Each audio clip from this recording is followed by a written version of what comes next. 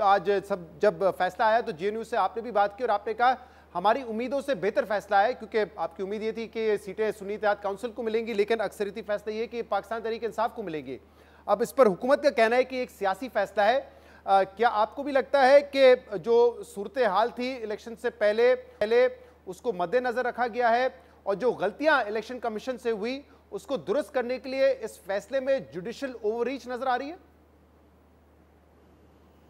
जी देखिए, judicial overreach तो नहीं नजर आ रही। मैं इसकी वजह आपको बताता हूं। पहले तो आर्टिकल 187 जो है आइन का, वो बड़े वाज़े तौर पे एक तरह से हिदायत करता है और ताकत भी देता है सुप्रीम कोर्ट को कि जब भी ऐसे मामलात हों जिसमें पिछली गलतियां हैं और उन गलतियों को दुरुस्त करना है, तो फिर वो टेक्निकलिटीज़ में नहीं जाना चाहिए उनको, और एक कंप्लीट जस्टिस का फैसला करना चाहिए। ऐसा फैसला करना चाहिए जिससे पूरा इंसाफ हो और नज़र भी आए होता हुआ।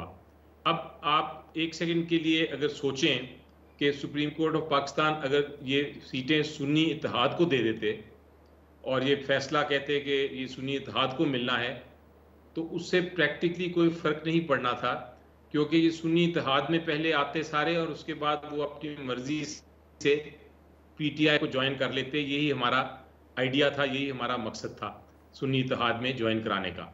सुप्रीम कोर्ट ने वही सीटें पीटीआई को डायरेक्टली दे दी हैं, तो उससे कोई फाइनल रिजल्ट में फ़र्क नहीं पड़ा। फाइनल रिजल्ट में सिर्फ तब फ़र्क पड़ता अगर ये सीटें जो हैं वो जिस तरह दो जज साहिबान ने कहा है, ये सीटें अगर जानी होती उन जमातों को जो डिज़र्व नहीं करती थी, उन जमातों को जिनकी कोई हैसियत नहीं थी ये रिजर्व सीट्स को हासिल करने के लिए, तब तो फ़र्क पड़ सकता था। अब आप सुन्नी इत्तेहाद को दें या पीटीआई को दें, उससे कोई प्रैक्टिकल फ़र्क नहीं पड़ता, क्योंकि जिस तरह मैंने कहा कि सुन्नी इत्तेहाद को भी मिल जाती तो अल्टीमेटली वो सुन्नी इत्तेहाद ने मर्ज होना था सही। लेकिन अली साहब, ये लीगली कितना साउंड है? क्योंकि जो मेजॉरिटी ऑर्डर है उसका जो पॉइंट नंबर 7 है वो ये कहता है कि 39 ऐसे अरकान हैं जिन्होंने या एफिडेविट जमा करवाया या वजाहत की कि हम पीटीआई के मेंबर हैं, या उन्होंने एफिडेविट जमा किया, वो तो पीटीआई में है। लेकिन जो नुक्ता नंबर 8 है इस ऑर्डर का, वो ये कहता है कि अगर किसी ने जमा नहीं भी करवाया, एफिडेविट नहीं जमा करवाया, सर्टिफिकेट नहीं जमा करवाया, वाबस्तगी साबित नहीं की, तो वो भी अगले 15 दिन में पीटीआई में शामिल हो सकते हैं, उनके पास वक्त है। उस हवाले से हुकूमत कह रही है कि ये कैसा ऑप्शन दे दिया गया है? जिन्होंने वाबस्तगी जाहिर नहीं की किसी भी स्टेज पे, उनको कैसे ये ऑप्शन मिल सकता है? जी वो इसलिए क्योंकि सुप्रीम कोर्ट ने जो वाकयात हुए हाल में भी और माजी में भी, उनको सुप्रीम कोर्ट बकायदा अभी डिटेल्ड ऑर्डर जब आएगा तो आपको नज़र आएगा कि उस डिटेल्ड ऑर्डर में सुप्रीम कोर्ट ने उनको इन वाकयात का बकायदा उन्होंने उसका लिया है, उसका जो अपने फैसले में शामिल किया है, और वो फैसले में ये दिखाया है उन्होंने वाकयात को देखते हुए, ये कहा है कि चूंकि लोगों को पता था कि ये जितने लोग हैं, अवाम को पता था कि जितने भी कैंडिडेट्स हैं वो एक्चुअली पीटीआई के कैंडिडेट्स हैं, और अवाम ने अपना जो हक इस्तेमाल किया वोट का वो पीटीआई के फेवर में किया, इसलिए इन कैंडिडेट्स को मजबूर किया था इलेक्शन कमीशन ऑफ पाकिस्तान ने कि वो पीटीआई से ना लड़ें। वो हम इलेक्शन कमीशन की गलती की वजह से अवाम का जो मैंडेट है उसको हम नुकसान नहीं पहुंचा सकते। हमने अवाम का जो मैंडेट है, अवाम ने जो हक अपना इस्तेमाल किया वोट को, उसको देखते हुए हम ये पीटीआई को, हम समझते हैं कि ये पीटीआई के कैंडिडेट्स थे, सही। अगर वो चाहे तो पीटीआई को अभी भी ज्वाइन कर सकते हैं। अली साहब, जो आज का फैसला है उससे एक बात तो बड़ी क्लियर है कि अगर कोई पार्टी इंट्रा पार्टी इलेक्शंस नहीं करवाती तो उसको सिंबल तो नहीं मिलेगा, लेकिन वो इंतखाबात में हिस्सा ले सकती है। लेकिन इससे तो मजीद कॉम्प्लिकेशन पैदा होंगी कि अगर पार्टी ने इंट्रा पार्टी इलेक्शन ही नहीं करवाए तो कोई ओहदेदार नहीं होगा, तो पार्टी सर्टिफिकेट का मामला आएगा, टिकट की तकसीम का मामला आएगा, या कोई और मामला आएगा, तो वो कौन हैंडल करेगा?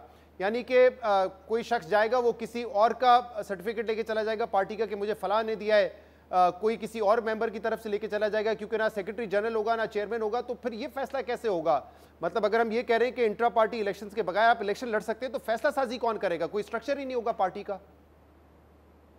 ये अब आपने बड़ा अहम नुक्ता उठाया। तो मेरा ख्याल है ये जो अबहाम है जिसका आप जिक्र कर रहे हैं, अब जो इसका फैसला और इसको किस तरह रिजॉल्व करना है और इसको किसकी सलूशन क्या है, सिर्फ एक ही तरीका है कि सारी पार्टीज़ जो हैं, जैसा पहले बैठी थी इलेक्शन एक्ट के बारे में जब 2017 के इलेक्शन एक्ट कर रहे थे, तो अब बैठें और बैठ के फिर मुस्तकबिल के लिए ये फैसले करें कि ये जो इलेक्शन इंट्रा पार्टी इलेक्शन होते हैं इसका किस तरह फैसले होंगे और इस इंट्रा पार्टी इलेक्शन ना कराने का किस तरह उसका इलाज किया जाएगा। तो ये अब पार्लियामेंट का काम है, क्योंकि क्योंकि अली पार्लियामेंट ने साहब ये अभी चीज भी पहले जो खुली। इंट्रा पार्टी इलेक्शन करवाएं वो भी चैलेंज हुए हैं, उस पे ईसीपी जो है इस वक्त उसके उसके कंसिडरेशन में है कि क्या आप दुरुस्त तरीके से हुए या नहीं हुए। तो अब जो लिस्ट देनी है रिजर्व सीट्स के हवाले से वो कौन देगा, कौन सिग्नेटरी होगा? अगर उससे पहले इलेक्शन कमीशन उसके उस इलेक्शन को भी नल एंड वॉइड कर देता है फिर क्या होगा?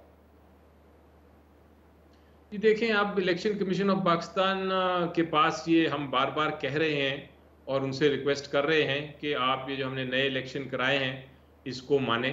और इलेक्शन कमीशन ऑफ पाकिस्तान से आप बाकायदा पूछ के किया है, उनको इतला करके किया है कि हम ये इलेक्शन करने जा रहे हैं। उन्होंने उस वक्त इतराज़ नहीं किया था। अभी तक 3-4 हेयरिंग्स इसकी लगी थी, लेकिन वो फिर हेयरिंग्स इलेक्शन कमीशन ने खुद ही एडजर्न कर दी।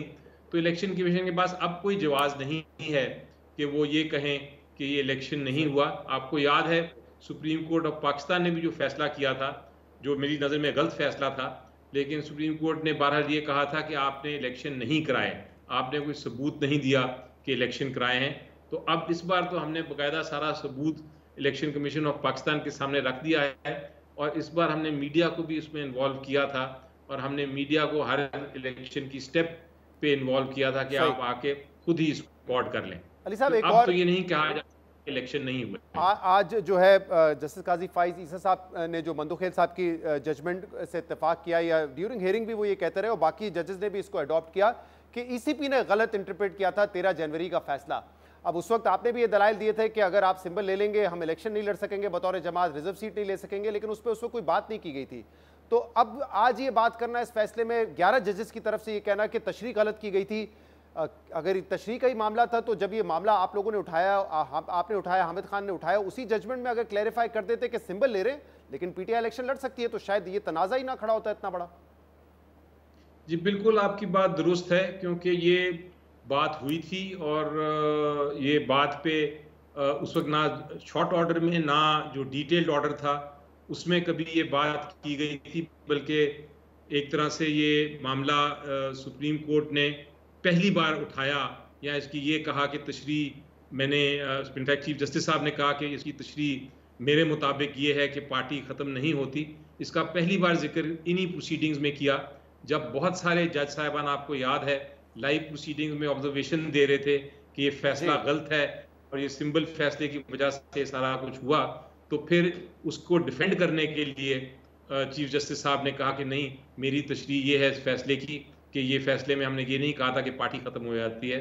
और उसके बाद फिर सारे जज साहिबान ने इसको अडॉप्ट किया। तो मेरी नज़र में पहले सुप्रीम कोर्ट से गलती हुई थी, बहुत बड़ी गलती हुई थी इस फैसले में, और उसके बाद इस आज के फैसले में उस गलती को एक तरह से कवर किया गया है और ये कहा गया है कि इसकी एक्चुअल तशरीह ये नहीं, बल्कि ये तशरीह है कि उसके बाद से ये कहा जा सकता है कि एक आफ्टर थॉट है। जब ये फैसला दिया गया था उस वक्त सबको यही था, और सुप्रीम कोर्ट ने क्योंकि वजाहत नहीं की तो एक बड़ी ऑब्वियस बात ये थी कि पीटीआई नहीं लड़ सकती इलेक्शन।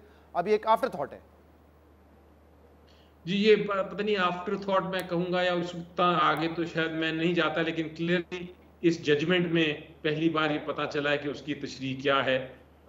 लेकिन ये बात कि उसकी हमारा क्या मौक़िफ़ था वो मैं इलेक्शन कमीशन ऑफ पाकिस्तान के सामने पहले दिन से और आपके प्रोग्राम्स पे भी मैं बार बार रिपीट करता रहा कि मेरी नज़र में ये पीटीआई से सिंबल नहीं लिया जा सकता था, और मेरी नज़र में ये रिजर्व सीट कम से कम जो है ये दूसरी पार्टी को नहीं दी जा सकती। ये रिजर्व सीट्स जो हैं सिर्फ पीटीआई को दी जा सकती हैं। और इलेक्शन कमीशन ऑफ पाकिस्तान को मैंने वार्निंग दी थी, मैंने कहा था कि अगर आप उठा के ये सीटें दूसरी पार्टी को दे देंगे तो पूरी कौम आपके अगेंस्ट हो जाएगी, इवन न्यूट्रल लोग आपके अगेंस्ट हो जाएंगे, इवन जो आपके हामी हैं वो भी आपके अगेंस्ट हो जाएंगे, क्योंकि ये नहीं हो सकता कि आप ना इंसाफी करते करते किसी और को फायदा उठा लें। आर्टिकल 6 कैसे लग सकता है चीफ इलेक्शन कमिश्नर और दूसरे मेंबरान पर? उन्होंने आइन तो नहीं तोड़ा, फैसले की गलत तशरीह पे आपके ख्याल में आर्टिकल 6 लग सकता है? जी मेरी राय तो देखें, आर्टिकल 6 का जो जिक्र किया मेरा ख्याल है वो एक सियासी बयान ज्यादा था।